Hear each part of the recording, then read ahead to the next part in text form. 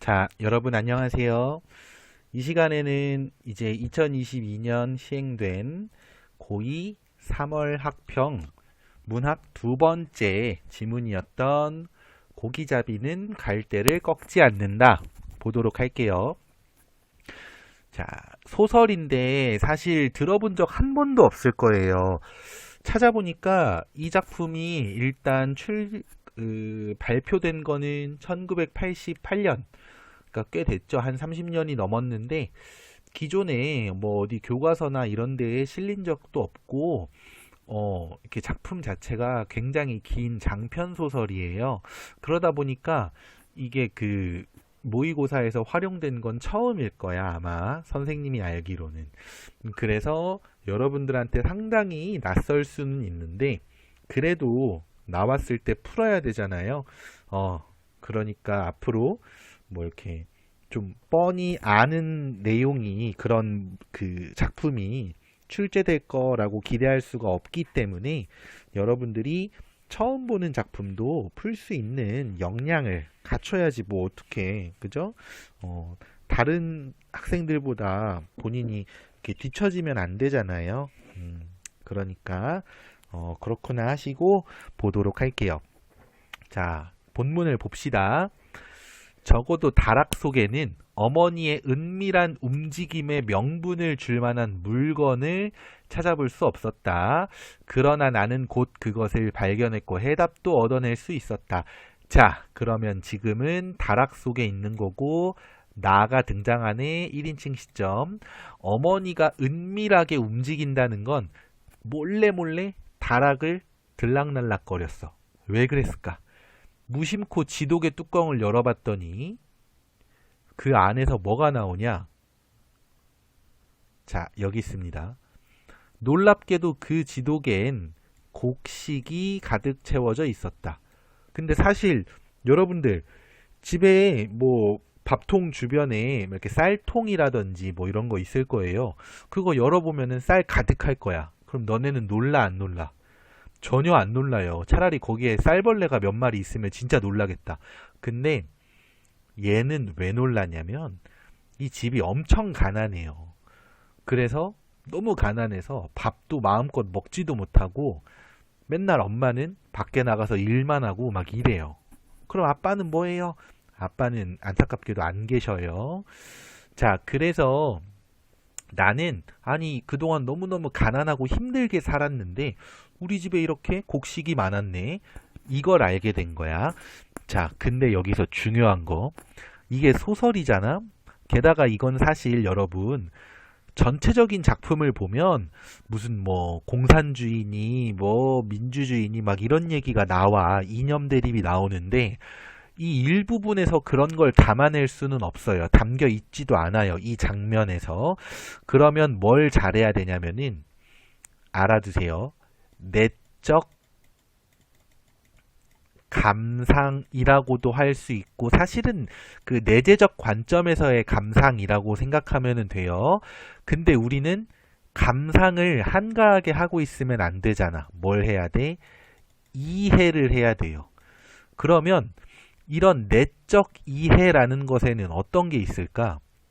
바로 시점을 이해하는 거, 서술상의 특징을 이해하는 거, 구성을 이해하는 거, 그리고 이런 거. 여기 있다. 간접 제시 있잖아. 간접 제시. 직접 제시와 간접 제시. 이런 것들을 이해하는 게 내적인 이해를 하는 거라고 생각하면 됩니다. 그러니까 뭐 이 내용은 여러분들한테 막 꼼꼼히 전달해 주는 것도 중요하지만 사실 그렇잖아. 모의고사에 한번 나왔던 게 수능에 또 나올까? 관동별곡이나 뭐 아니면 유명한 시조 또 뭐 있죠? 뭐 지금 딱 떠오르는 건 그건데 동짓달 기나긴 밤을 뭐 예를 들면 이런 급 정도 되는 아주 중요한 시조가 아닌 이상은 사실 모의고사에서 막 여러 번 이렇게 나오진 않아요. 예를 들면 지금 너네가 고2지 이번 모의고사에서 한번 이걸 풀었지 내년에 수능 볼 때까지 어지간해서는 안 나온다는 거야. 내가 수능 출제하는 사람이어도 나는 그렇게 할 것 같아. 왜냐면 냈던 걸 또 내버리면 애들이 많이 맞을 거 아니야. 그럼 많이 맞으면 좋은 거 아니에요? 자, 너희들 100명 중에 100명이 다 100점을 맞아요. 그러면은 1등급이 가려져? 상위 4%의 개념이 성립하나요? 성립을 안 하죠. 다 똑같이 1등이니까. 그러면 1등급이 존재하지 않는 게 되어버려요.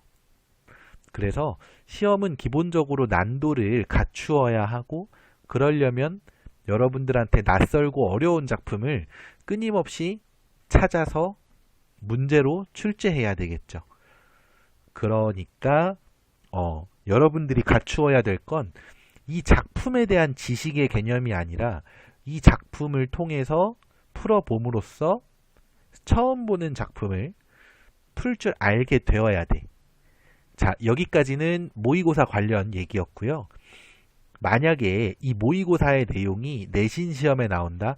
그럼 내용을 죽어라 파야지. 그때는. 내신에서는 정말 사소하고 아주 작은 부분까지도 출제의 포인트가 될 수 있기 때문에 내신은 그래서 이 수능과 공부의 어떤 방향이 달라요. 전체적인 틀을 이해해서 처음 보는 작품을 풀어내는 게 수능이라면, 정해진 작품이나 출제가 예상되는 작품들의 중요한 포인트를 최대한 많이 학습을 해서 그걸 토대로 시험을 보는 게 내신. 이렇게 차이가 있습니다. 시험에 대한 얘기가 좀 길었는데 그래도 여러분들한테 도움이 될 수 있는 얘기일 것 같아요. 자, 그래서 이 간접 제시, 행동을 통해서 심리를 제시하는 게 간접 제시야. 예를 들면은 너 미워 이러면 직접 제시고, 상대방을 째려보면서 옆으로 고개를 휙 돌리면 그건 간접 제시. 이렇게 됩니다. 자, 아래로 내려가서 곡식을 발견했네. 그리고 나서는 또 뭐가 있어?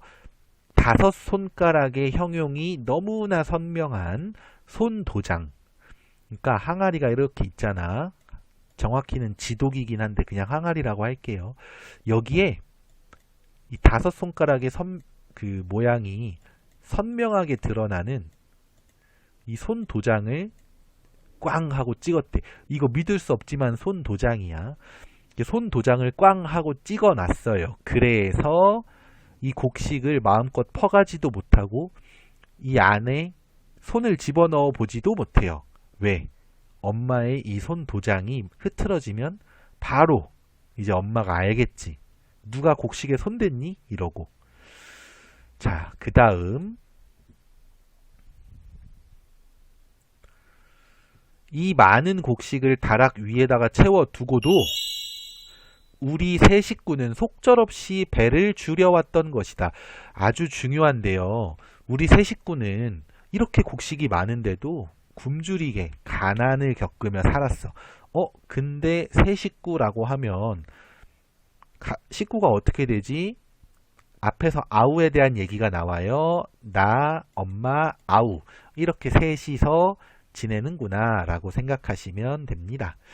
자, 그 다음으로 가서 그 다음에는 이 함정의 모순을 어떻게 사견해야 할지. 자, 여기서 함정의 모순, 특히 모순이라는 게 뭐냐면 앞뒤가 맞지 않을 때 우리는 그걸 모순이라고 표현을 하죠. 얘네 집은 지금 엄청 가난하고 굶주리는데 근데 다락방에 곡식이 엄청나게 쌓여있네. 모순적이죠. 좀 더 현실적으로 생각해보면 너네가 집에 돈이 많은데 맨날 거지 같은 옷을 입고 거지 같은 밥을 먹고 살아야 되는 상황이라고 생각해봐. 모순적이죠. 더구나 지금 이 작품 안에서의 나라고 하는 인물은 나이가 그렇게 많지는 않아요. 따라서 이 상황이 전혀 이해가 안 가는 거야. 있는데 왜 안 먹었지? 이렇게 생각하는 거지. 자, 그러면서 그때처럼 어머니를 미워했던 적은 없었다. 자, 이런 그때와 같은 표현을 쓰니까 그러니까 이 작품이 과거를 회상하고 있는 듯한 그런 느낌을 받을 수 있는 거고, 이 작품은 실제로 중요한 특징 중에 액자소설이라는 특징이 있어요. 액자소설이라는 건 외화가 있고 내화가 있고 다시 외화가 있을 때도 있고 없을 때도 있는데 어쨌든 중요한 거는 이 외화와 내화의 구분이 되어 있다는 거야. 그럼 제일 중요한 거. 작품의 주제는 외화와 내화 중에 어디에 있냐? 바로 내화에 있어요. 그럼 여러분들은 그런 생각을 하지. 쌤, 그러면 그냥 내화만 제시하는 게 낫지 않아요? 굳이 외화를 설정하는 이유가 뭐예요? 예를 들면 나는 초등학교 1학년 8살이다. 이렇게 시작해도 되는데 액자소설은 굳이 나는 지금은 30살이지만 과거에 초등학교 1학년 때 이런 일이 있었다. 이걸 한마디 덧붙이고 시작하는 거거든. 왜 그렇게 할까? 뭐가 달라지냐면은 외화가 갖추어지면 내화가 좀 더 사실성이 높아져요. 더 진짜 같은 느낌이 든다는 거야. 그럼 여러분, 소설은 어차피 허구인데 굳이 사실성을 높이려는 이유가 뭘까요? 이거 아마 생각 안 해본 친구들 많을 거야.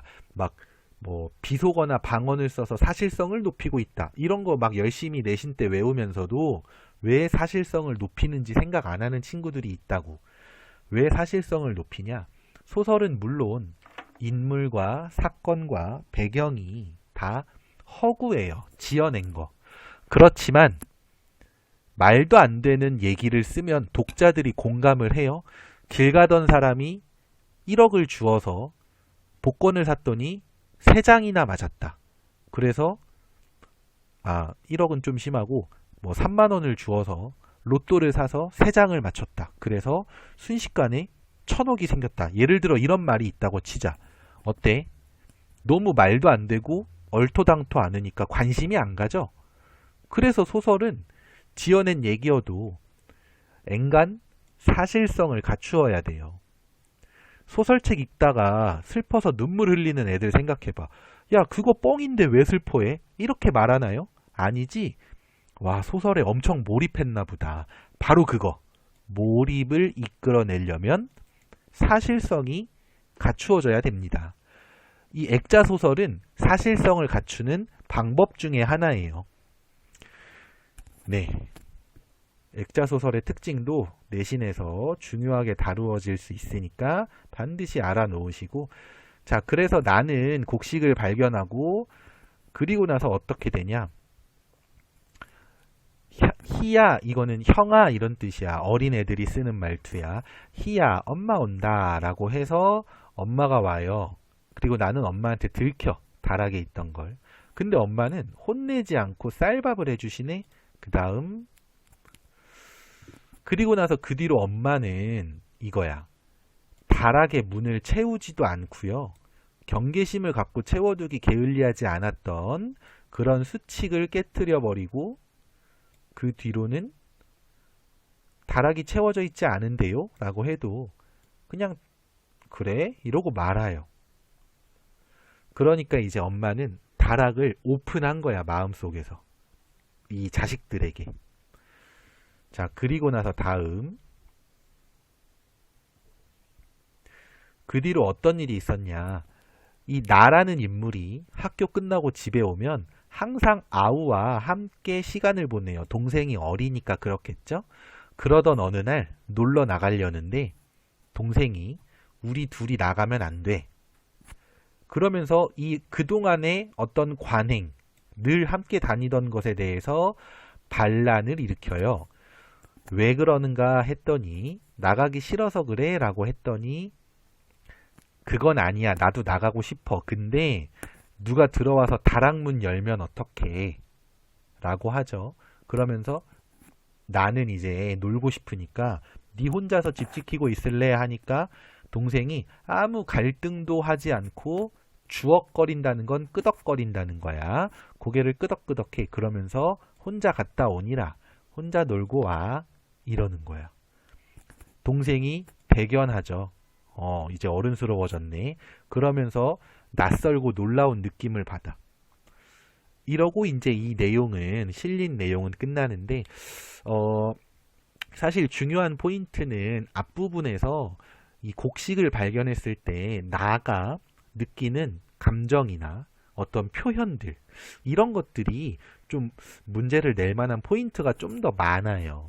그렇지만 뒷부분에 이 아우의 변화도 분명히 중요한 포인트니까 여러분들은 다 꼼꼼히 잘 읽어주시면 좋겠습니다. 자, 그러면 이제 문제를 보도록 할게요.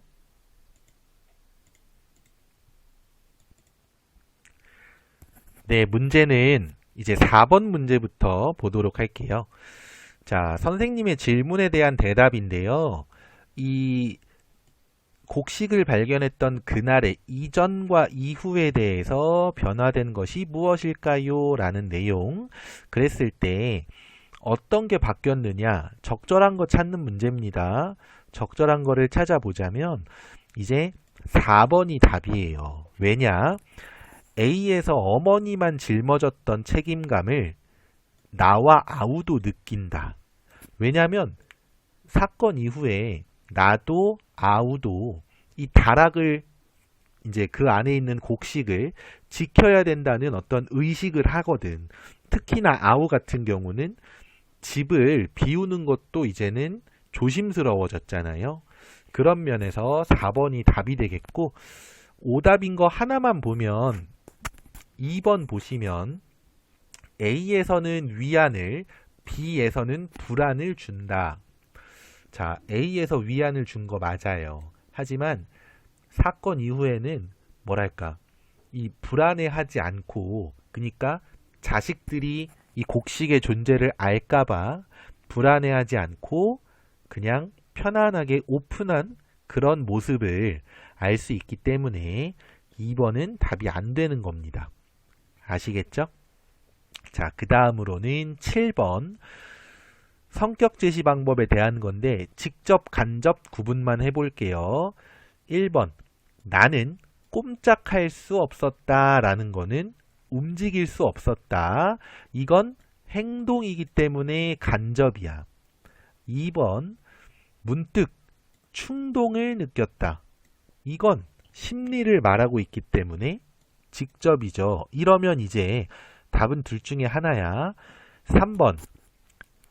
나는, 이거 잘 봐, 다식판에 음각처럼 선명한 손자국을 보는 순간 여기까지는 행동. 근데 중요한 거, 나는 긴장을 느꼈다. 이것도 직접 제시가 되네요. 그렇게 되면 답은 1번이겠죠. 혼자 간접 제시니까.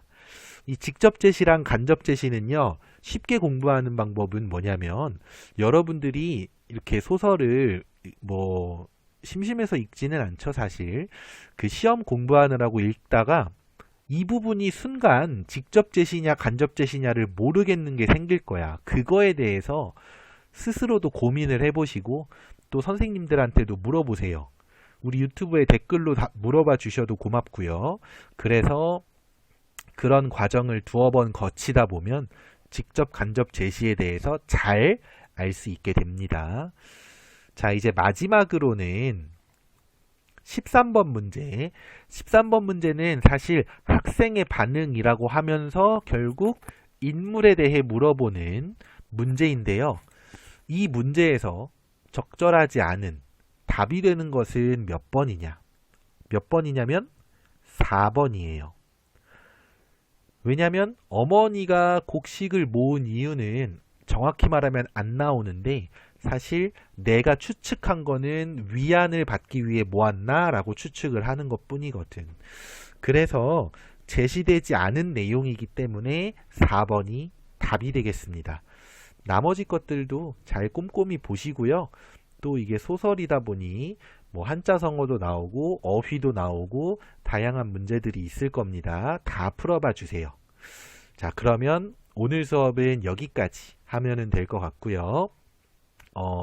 익숙하지 않은 소설이라고 이렇게 막 포기하거나 그러면 절대 안 되고, 여유가 되시면 반드시 전체 줄거리를 검색해서 읽어보셔도 너무 좋을 것 같습니다. 네. 그러면 수업 마무리하겠습니다. 고생하셨고요. 지금까지 수업에 활용된 모든 자료는 나무 아카데미 홈페이지에서 이용하실 수 있습니다. 감사합니다.